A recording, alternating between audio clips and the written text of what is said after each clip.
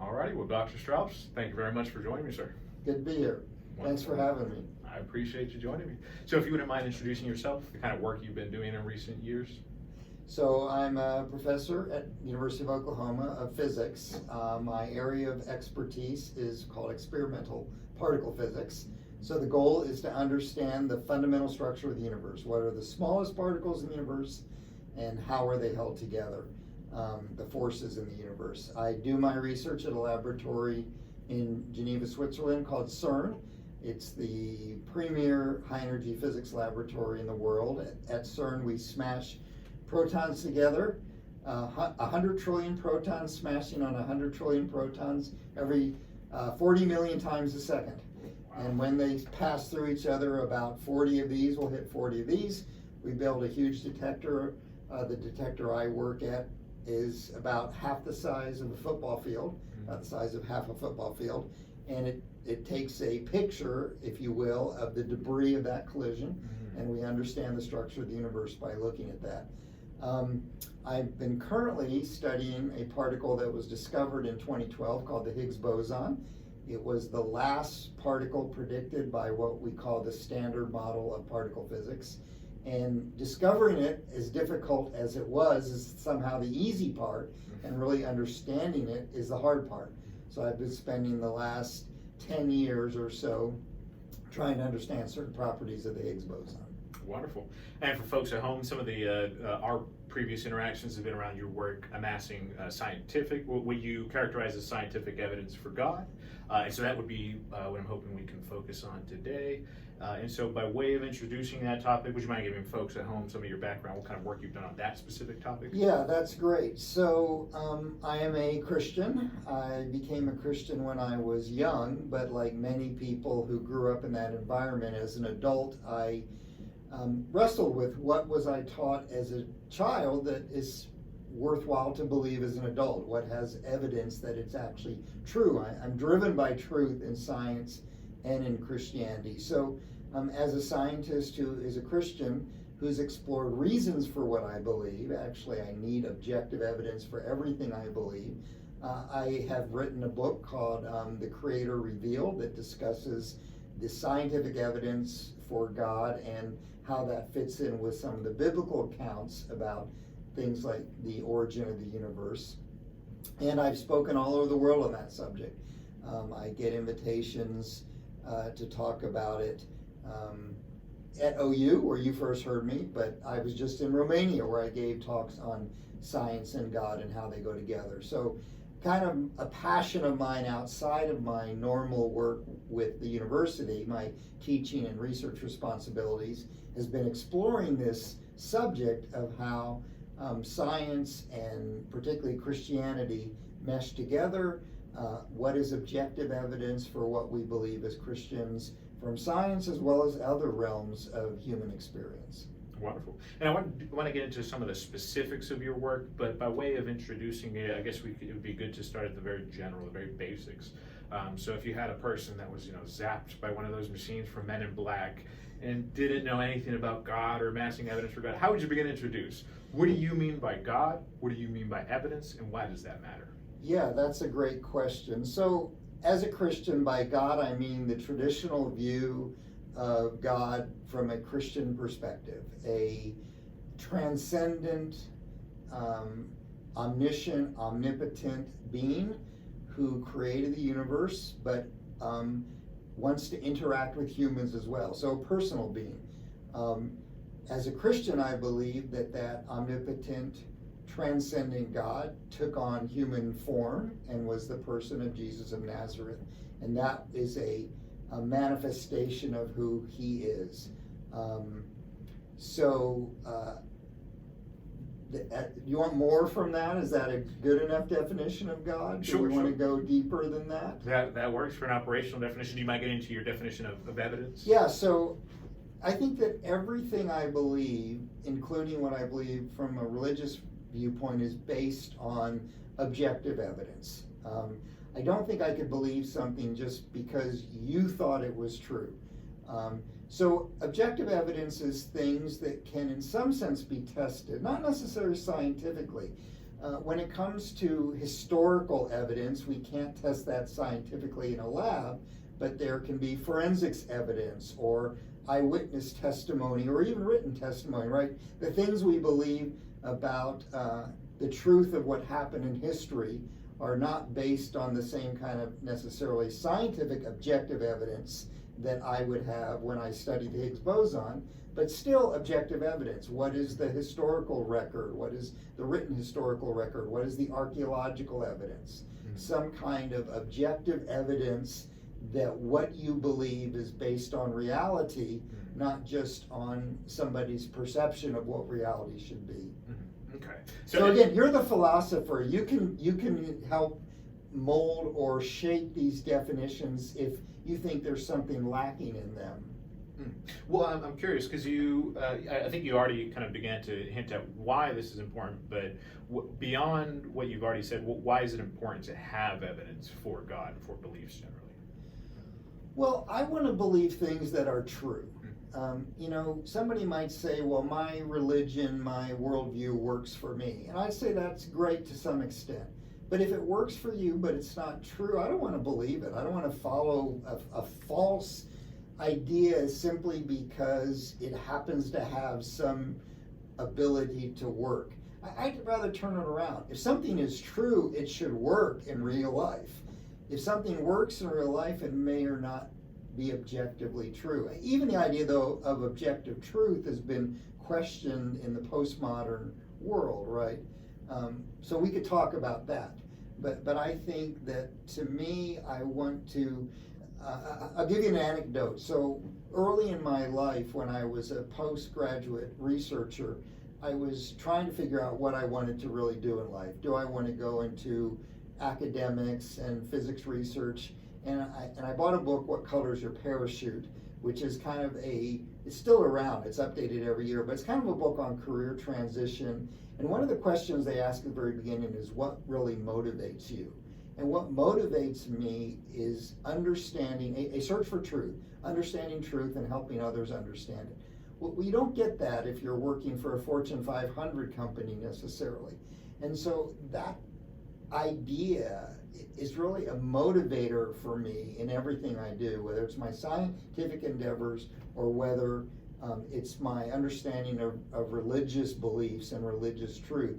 But the only way I know of to determine what might be objectively true is to try to put up evidence and look at evidence and ask, does it explain reality that I observe around me? Okay. And so now, by way of getting into some of the evidence you've amassed, again, with this person in mind that's been zapped by the Men in Black, what would be the first line of evidence you would present? Yeah, so let's talk, again, I think there's evidence for the Christian God from lots of areas of life, but, the one I mostly talk about because of my expertise is scientific evidence. So the first evidence, I think, is that we now know the universe had a beginning. Well, know is a strong word. All the evidence points to the universe having a beginning. If the universe had a beginning, space, time, matter, and energy came into existence, then whatever caused the universe has to be outside the universe. It has to be transcendent. If this universe had a beginning, the cause has to be outside this universe. That is what religious believers have said for millennia, that the cause of the universe is a transcendent deity. Science doesn't tell us that the transcendent cause is necessarily God, but it does say that if the universe had a cause, it has to be outside the universe. It has to be transcendent. I think that's powerful evidence for God. I once had someone say, if evidence for God ever won a Nobel Prize, then I'd believe in God. And I said, well, when the cosmic microwave background radiation was discovered in 1964, they said this universe had a beginning. That won a Nobel Prize. That's pretty close to a Nobel Prize winning evidence for God. I think the second piece of evidence I often talk about from science is that the universe appears to be designed. There are many parameters of the universe, things like the speed of light and the ratio of the gravitational force to the strong force, that are finely tuned, like they're balanced on a razor's edge. If you were to change these parameters in the universe just slightly, there would either be no universe or a universe that's inhospitable to life. So the fine tuning of the universe seems to imply that there is a designer behind it all. And then another one I like to point to is what may be the uniqueness of planet Earth. We've discovered lots and lots of planets. None of them are like Earth. And in fact, when you do the math, it's highly improbable that there are any planets in the visible universe that really could support higher life forms. And so if the Earth is unique, it's certainly rare, but if it's unique, then it seems to indicate that humans might have a special place in the universe. And that doesn't necessarily point to a God, but it does point to the Christian God, because the Christian God supposedly created humans with them having a purpose, and that even the creation of the universe was with humans in mind. So it gives kind of a credence to the Christian worldview that humans are a special creation, not just an accident of nature. Okay, so I want to begin dissecting the first two claims and setting aside the third for a little bit later. But so the first two claims, we get a God that created the world and designed the world. But we're basically to what is called deism, right? The idea that there was a first mover, a prime mover, this thing that caused the world, put it into motion. But how do you go from that sort of thing to a loving God, a moral lawgiver, these sorts of? Great question. So I think with science, you can eliminate certain worldviews, certain ideas of God. It doesn't necessarily lead to a unique idea of God, which would be the Christian God. But you can eliminate some things. Let me give you some examples. If the universe came into existence, the universe itself is not God. This eliminates a pantheistic worldview in which the universe is God. If the universe is a single entity that had a beginning and an end, it disfavors worldviews that are cyclic, like Hindu ideas where you're constantly having rebirth and reincarnation. And this is what science seems to appear to give, that the universe had a beginning, that it's going to likely have an end, and that it's not in any way cyclic. So you begin to rule out certain worldviews. If humans are a result of the origin and development of the universe, and humans are moral creatures, you have to begin to ask, where did that come from?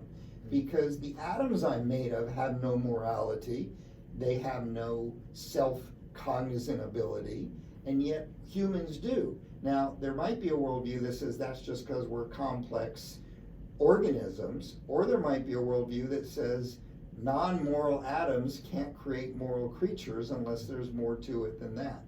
So in and of itself, so that's a design element in some sense as well. So in and of itself, you don't necessarily get the Christian God, but you certainly begin to eliminate certain worldviews, and you begin to point to a deity that looks a lot like the Christian God. That's purposeful. In fact, Paul Davies, who's a non-believing scientist, wrote in one of his books, if physics is the product of design, and I will parenthetically say it seems to be, then the universe must have a purpose. And the evidence of modern physics strongly suggests to me that the purpose includes us. This is a quote from a non-religious scientist who looks at the apparent design of the universe and says the universe must have a purpose, and that purpose must include us, based simply on that design argument and the cosmological origin argument. Okay, I want to go back to the pantheistic bit. I think that was a bit of a quick dismissal, honestly. So, and this goes back to the idea that whatever creative force brought the universe into being, you characterize as being transcendent or somehow outside of the universe. But if that thing is real, it is within reality, right? The universe is within reality. So if we have a pantheistic view that isn't committed to the idea that God began to exist as the Big Bang Theory, rather that reality itself constitutes godhood, I think there's still a possibility for pantheism. So you define your terms. What do you mean by reality?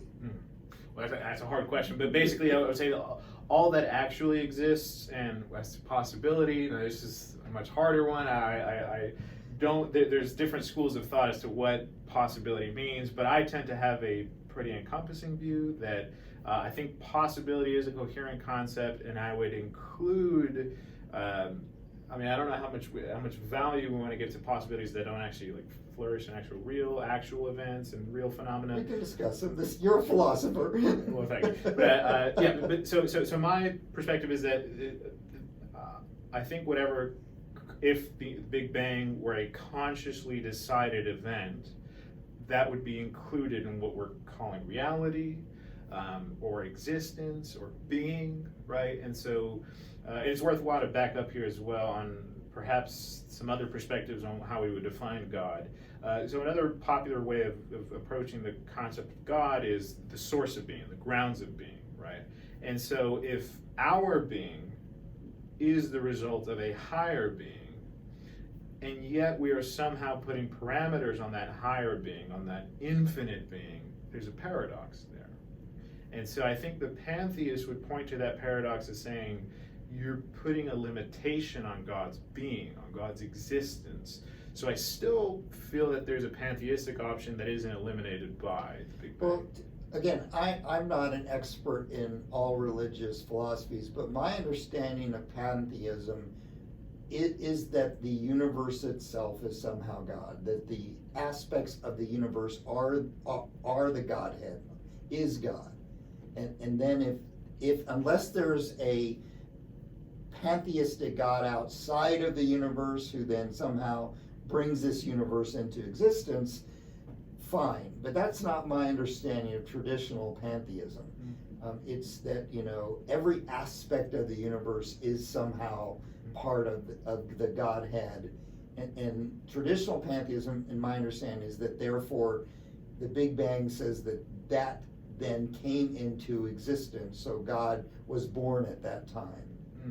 Now, again, I'm not saying it rules out necessarily every possible pantheistic viewpoint, but I think my understanding of traditional pantheism is pretty accurate.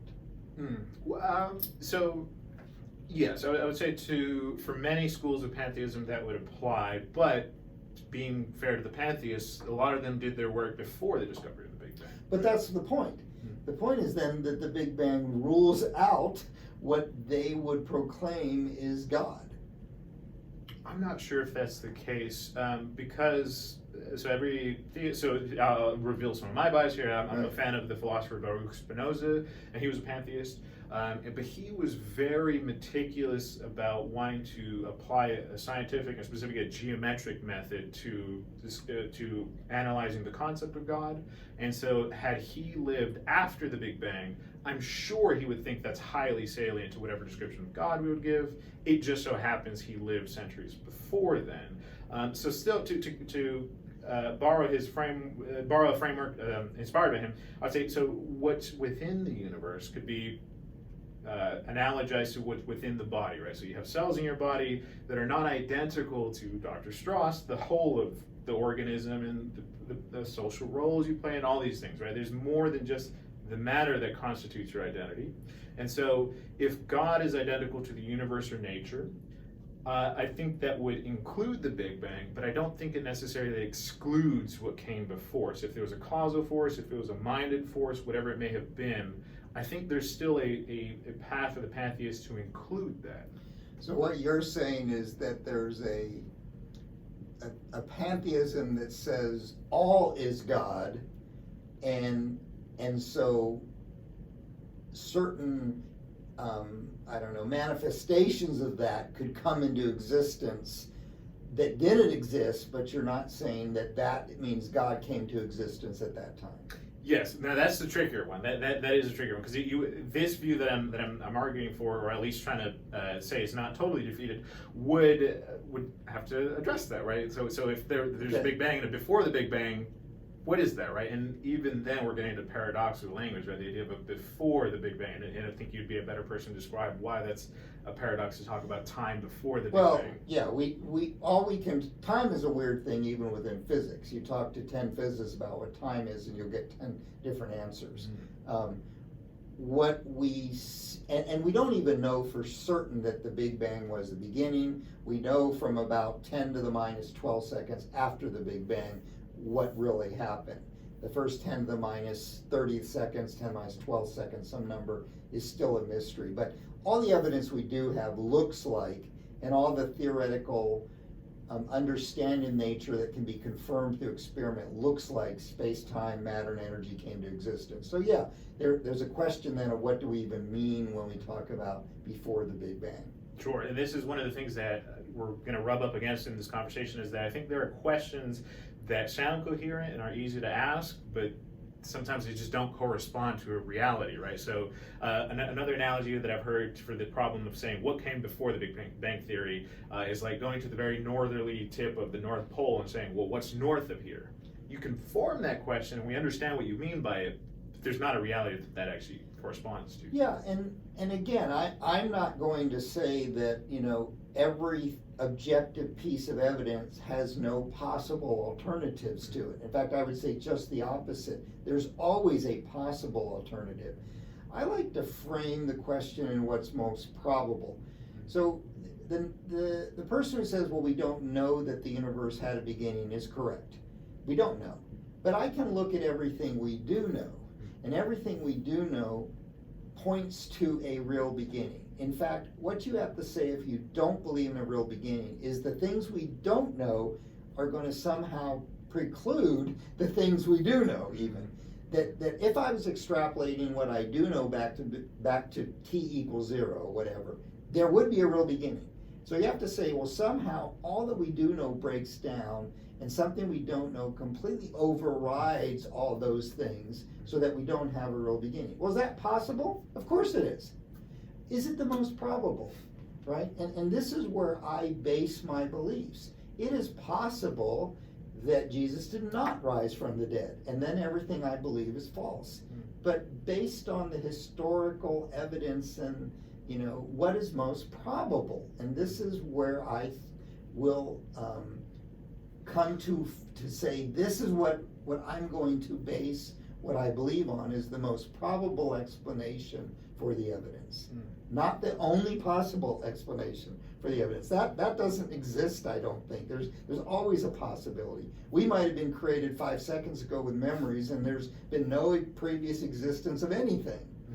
I don't think that's probable, but we might live in a matrix. I don't think that's probable, but all these things are possible. Okay. So you said something interesting there, and I don't want to hold you too hard to if you're saying it in a rather glib way, but you said if Jesus Christ did not rise from the dead, everything you believe is false. But so far what we've been talking about, this kind of creator God, is... Yeah, I changed the subject. Okay. Well, I was just going to say, do you view them as necessarily connected? So are the Christian beliefs about the Christhood of Jesus, do you think those are inherent to the arguments you've made so far about there being a first mover? No. I think there would be other worldviews that would point to a first mover. I think Muslims would claim that Islam points to a transcendent first mover. The Islam Allah God is very different than the Christian God in personality and characteristics. So they're not the same, but they have certain characteristics that are the same.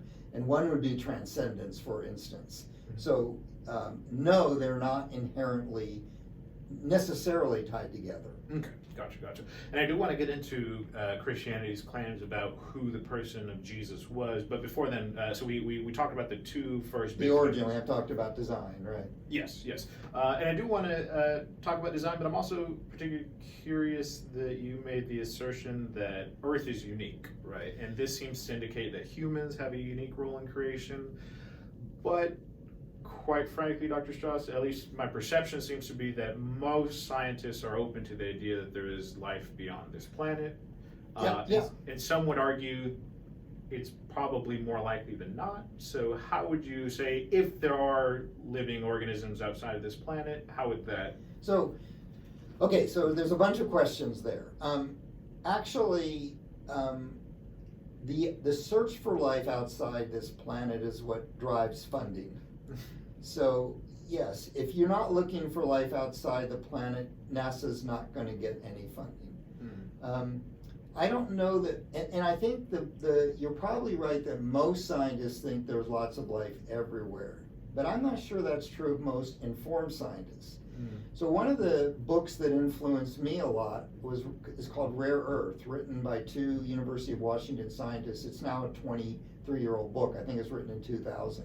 But they basically take a naive equation called the Drake equation, which was written by an astrophysicist, I forget his first name, Drake, who kind of tried to come up with the probability of finding other intelligent life in the universe. And they show how naive it is.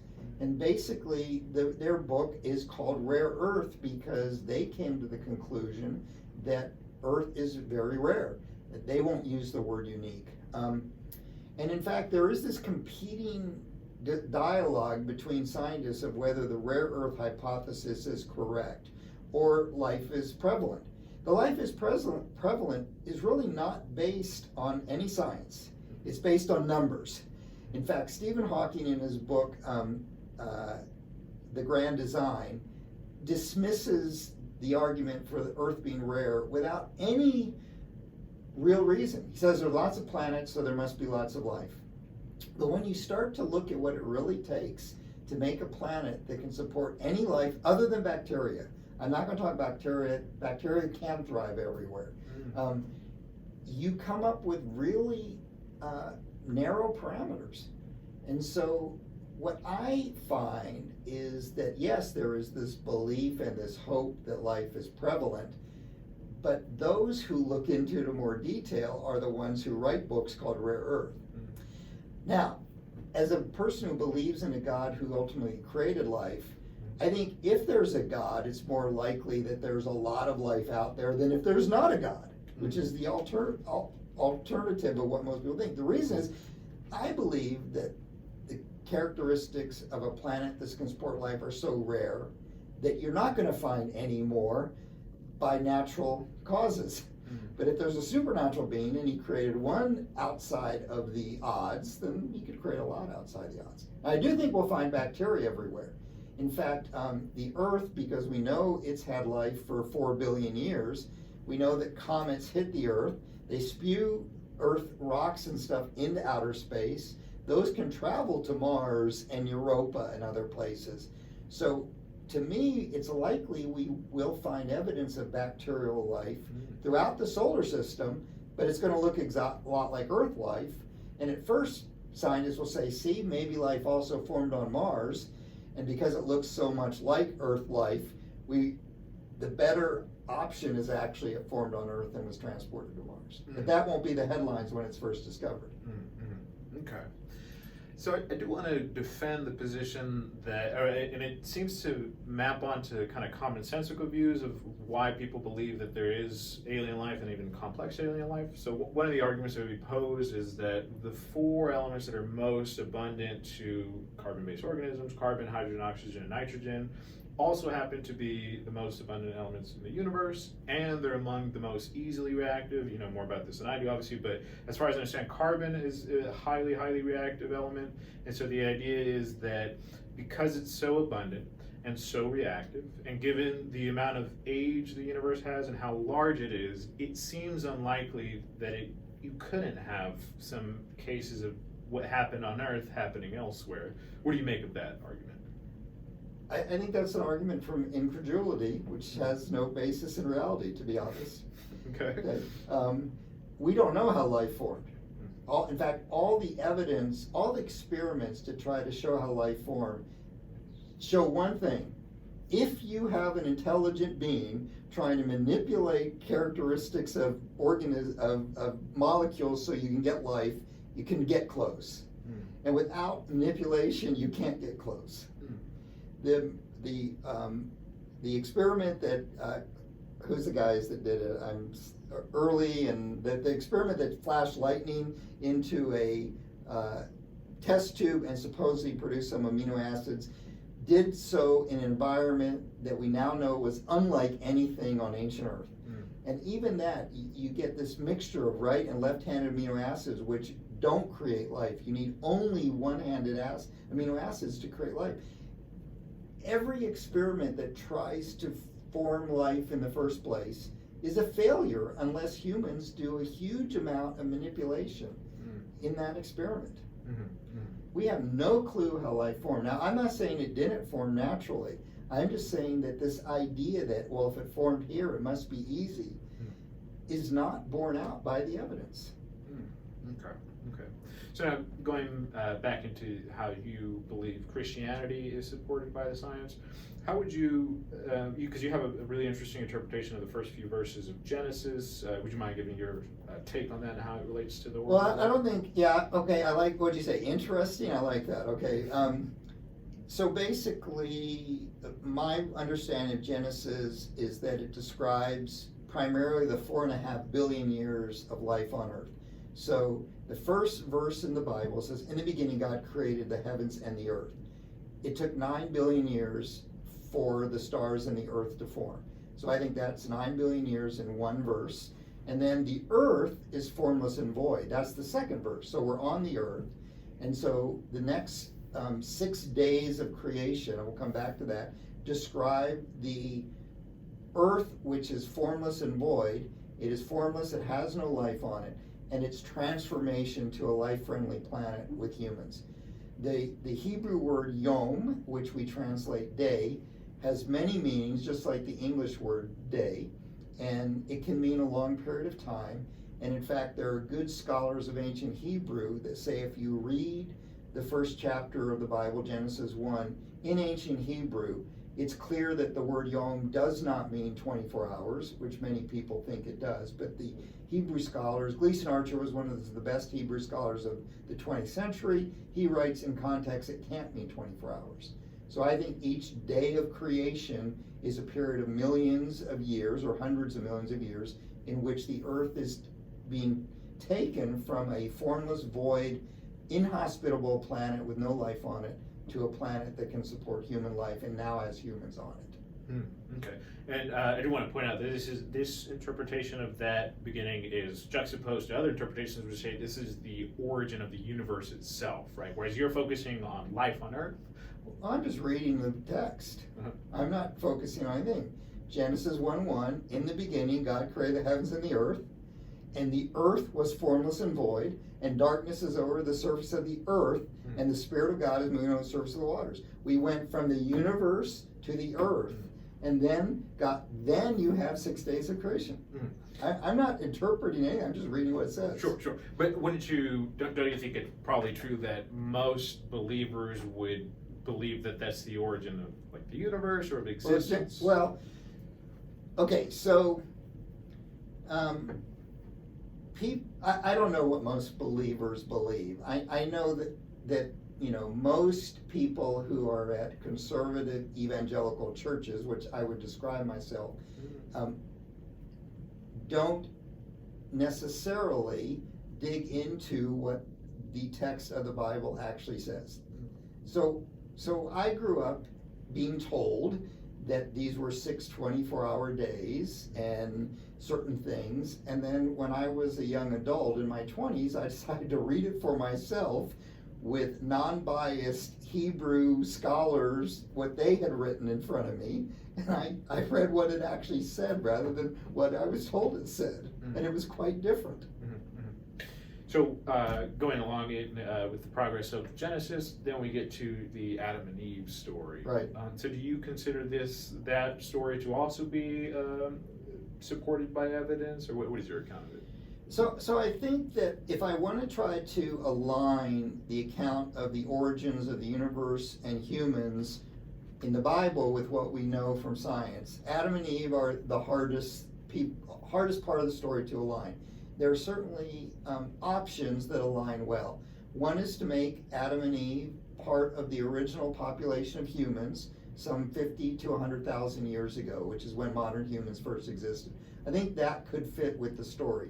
Another is to make Adam and Eve representatives of humanity sometime within human history. There's a great book by a Christian, I'm not sure exactly what his field of science is, geneticist or something, called The Genealogical Adam and Eve, in which he believes there's a literal Adam and Eve who were part of a population of humans sometime in ancient history. So I think, so this is where I might deviate from some of my scientific colleagues who are in genetics and archaeology or whatever, is I believe it's possible that the traditional Adam and Eve story of the initial first two and only two humans is still viable within the scientific understanding. There would be other Christian scientists who would say that's not even possible. But I think having Adam and Eve as two actual humans that existed within a small population of humans is compatible with the biblical story and is certainly viable scientifically.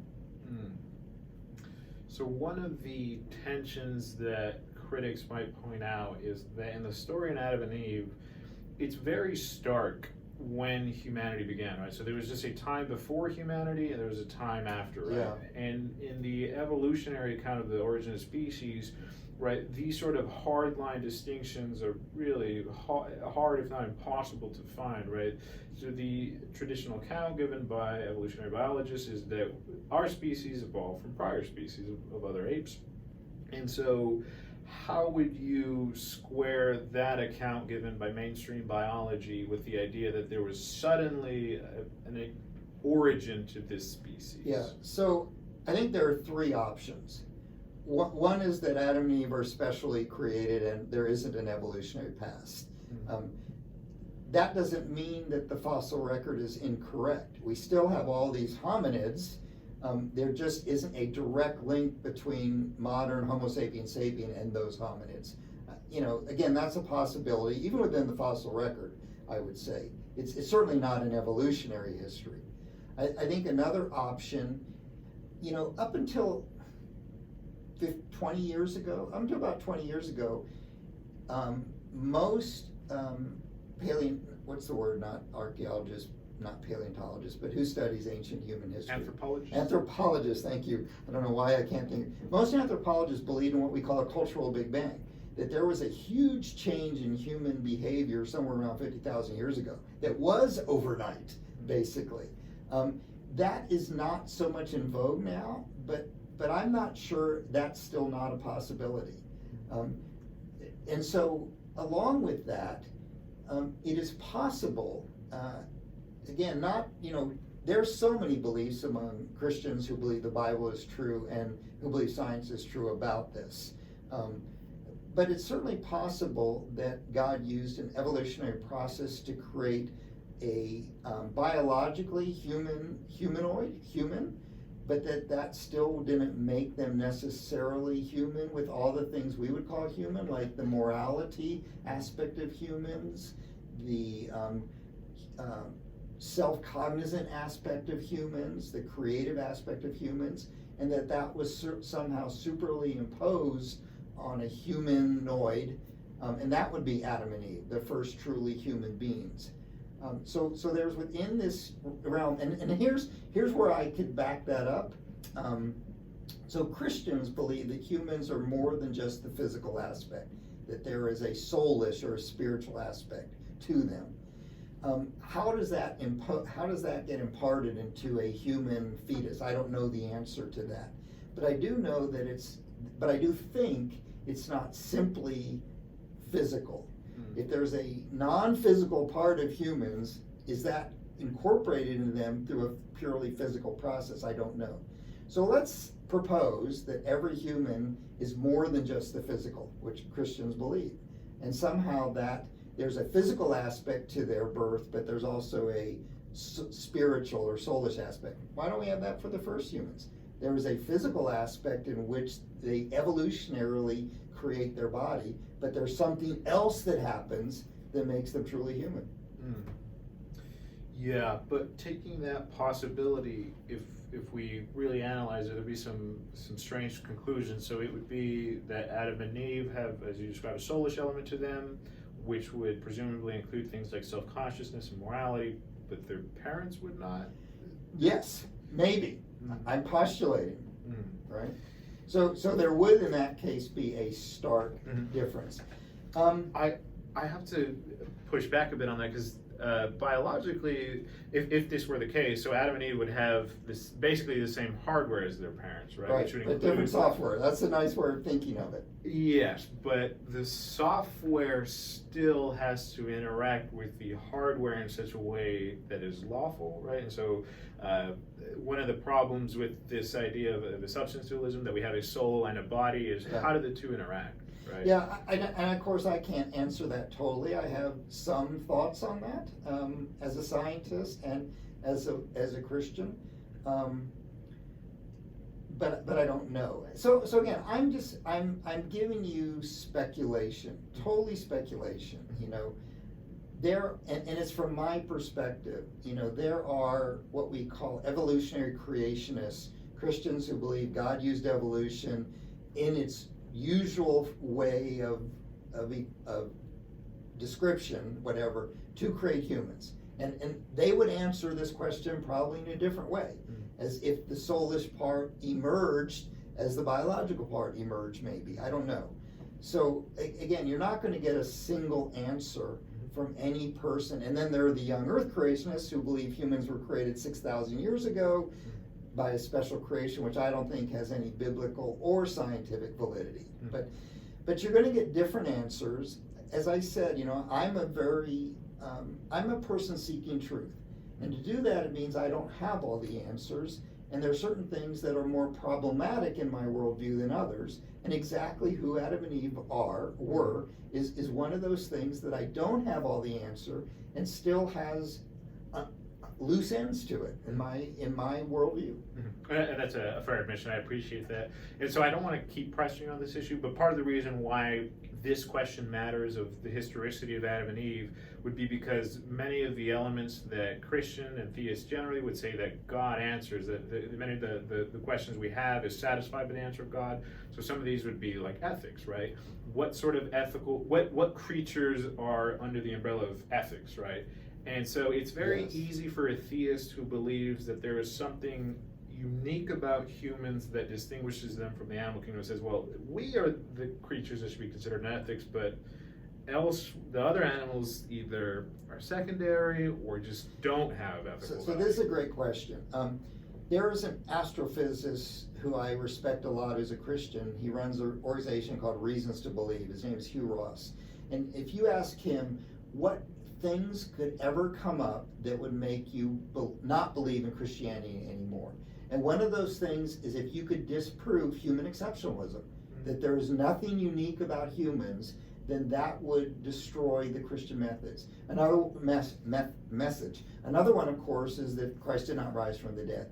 And I think I would agree with him that the biblical understanding of humans is that there is an exceptionalism, that they're not just sophisticated animals, that there's an exceptionalism, a uniqueness about them. And if you could show that's not true, then you would show that the Christian worldview is not true. Okay, so I want to get back to the second element, the supposed resurrection of Christ. But to this first element, I have some issues with that, right? This idea of if humans are not exceptional, I would reject the premise of that, right? Because it seems to me that all animals have something special about them, right? So we can look at like the octopus, and there's like 10 things that are special about them, right? They're, But, okay, so I guess we have to define exceptionalism, Sure. right? And I'm quoting Hugh Ross, so I'm not sure how he would define it. To me, it's that we are the only creatures that ponder what is morally right and wrong. For instance, I think that's part of our uniqueness.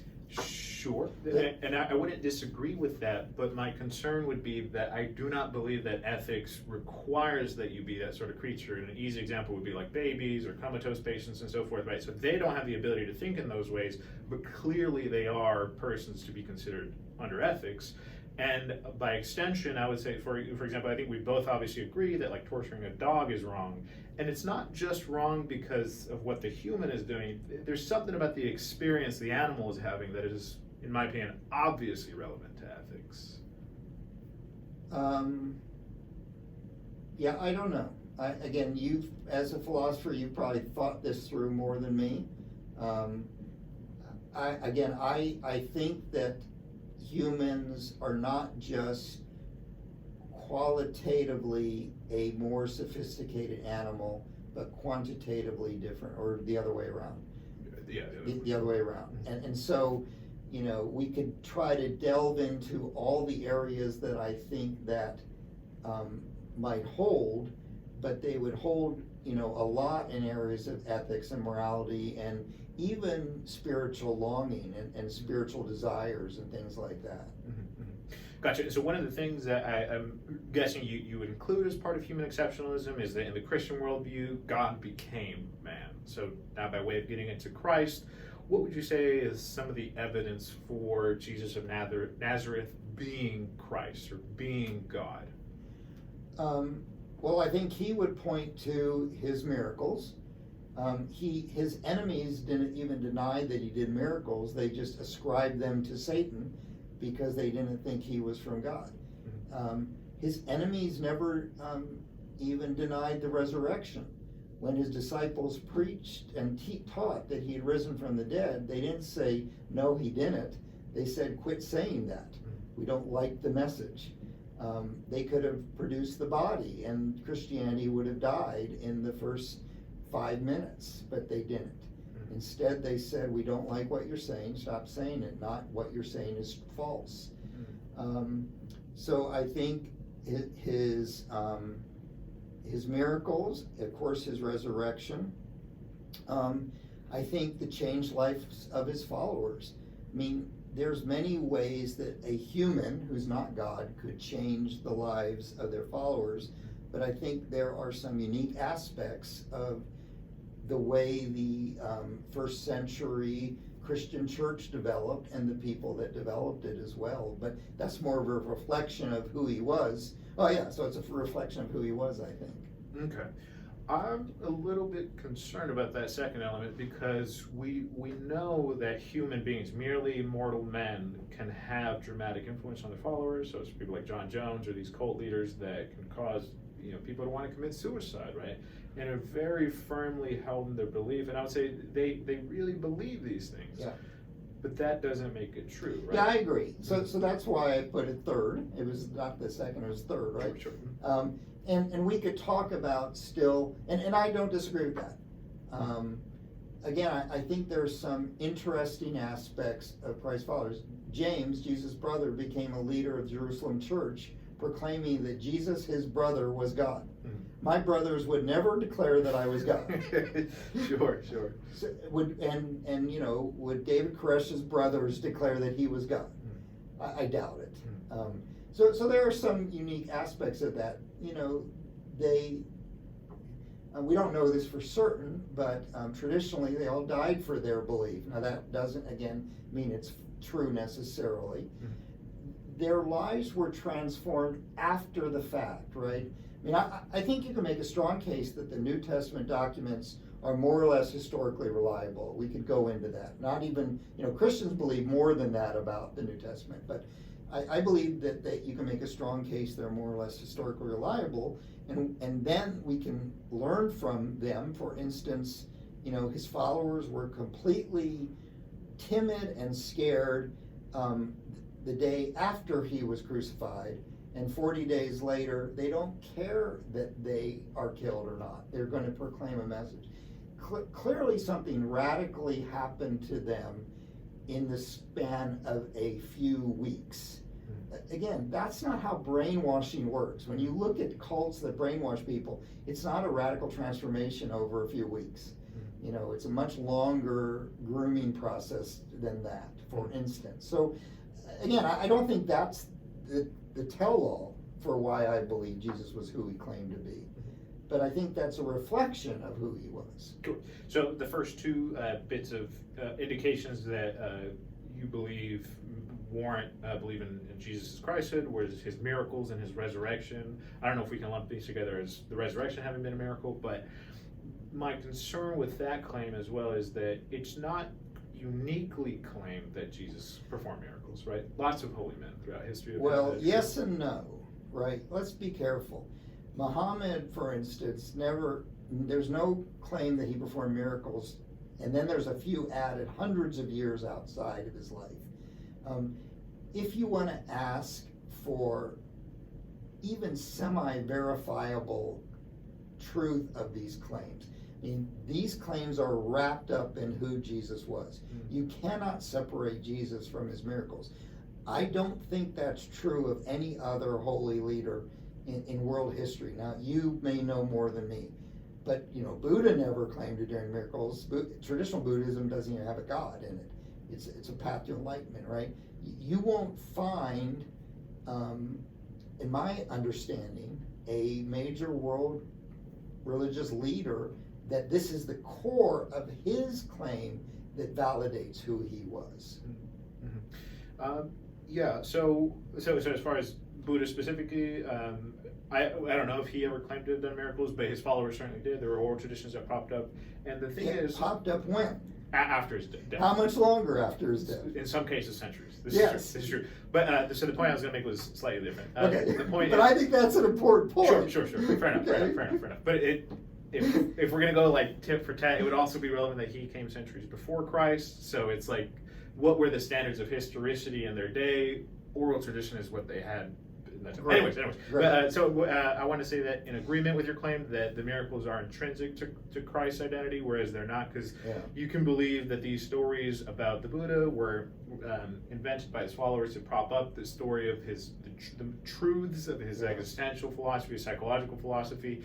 And I would say, in agreement with you, that you could remove the so-called miracles of the Buddha and still have a very valuable, perspective on psychology, on human suffering, on what sort of beings we are in our relationship to others.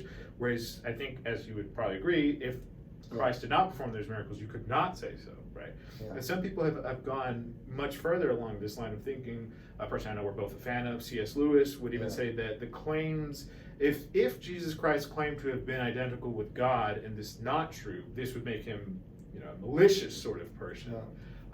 I have real troubles with that argument, but if you'd like, you can introduce the trilemma and why it is you think, or do you believe it's a valid line of argument? I do. I mean, my atheist friends will say it's really a quadlemma. Yes. Because in Josh McDowell's restatement of C.S. Lewis, it's liar, lunatic, or Lord, but they'll add legend that none of these things were even true.